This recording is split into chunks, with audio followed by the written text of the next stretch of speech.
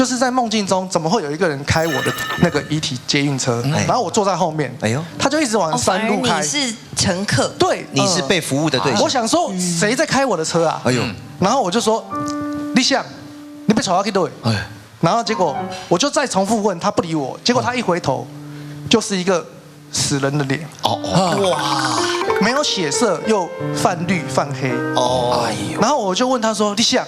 他就直接回答我一个名字。我醒来之后，我就去殡仪馆做灵车。我们做灵车的一个阶段就是，告别式都结束了，我们要拿相片挂在车头前。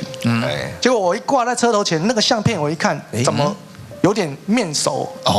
然后我一看，这好像是我刚刚早上凌晨做梦的那个脸。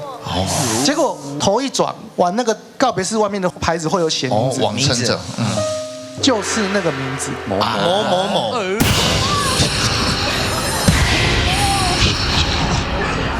哦，卖安尼啦哦，哇，恐怖的咧。